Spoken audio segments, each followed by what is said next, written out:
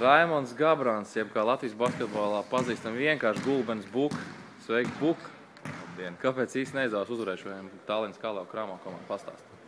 Spēles sākums izdevās pirmā ceturtdaļa. Tāpēc, ka tevs nebija laukumā. Jā, tas bija galvenais. Nē, bija vairāk iemeslu, bet, ja godīgi negribās teikt. Bija kādi 5-6 iemesli. Skaidrs. Mēs paši visi, es domāju, ka mēs zinām. Respektē komandu, ja lai tas paliek ķertā. Pastāst, kā vērtē savu sniegumu. Tomēr šodien precīzi tikai 2 no 7 metieniem no spēles. Traģisks. Labi, nav traģiski. Nekā labi nav. Mēs pašlaik neesam vispār formā un viss tādā formā, kādā esmu, tāds arī sniegums. Treneris galvenais teica, ka tev kā pieredzējušam saspēles vadītājiem vajadzēs nospēlēt tomēr gudrāk epizodu. Labi, es arī varu kaut ko pateikt, kā pieredzējuši. Labi, saki, Raimond, kādas tev ir attiecības ar Liepājas klubu, vai tev ir līgums uz sezonas beigām, vai kādu plāno?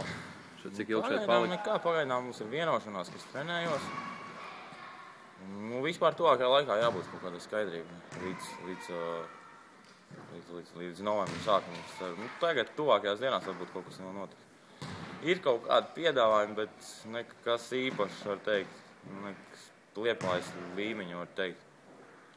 Tā kā pagaidām es nolēms palikt šeit Vējpilsētā, jā? 50 pagaidām. Vēl mēs te runāsim gan ar tiem klubiem, kas tur interesējās, gan Liepāju.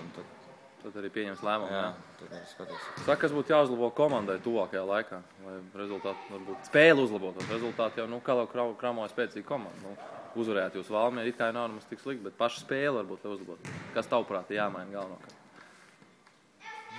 Daudzas lietas, nianses, agresivitāte.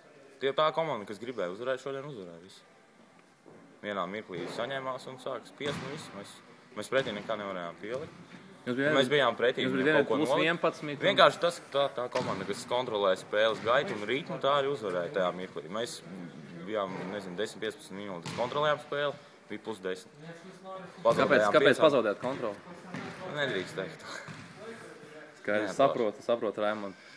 Eštons Mičels pēc spēles vēl mētā metiens. Kāpēc tu uzreiz dodies ģērt? Es neredzu pagaidu, kurš no viņiem ir Eštons Mičels. Viņš tur aizgāja tikko projām. Rīts treniņš no rīta un pēc tam spēles taupos rītdienā. Skaidrs, Rīt labi nospēlēšu, tāpēc. Labi, paldies, Raimond, lai tev veicās sezonas turpinājumu.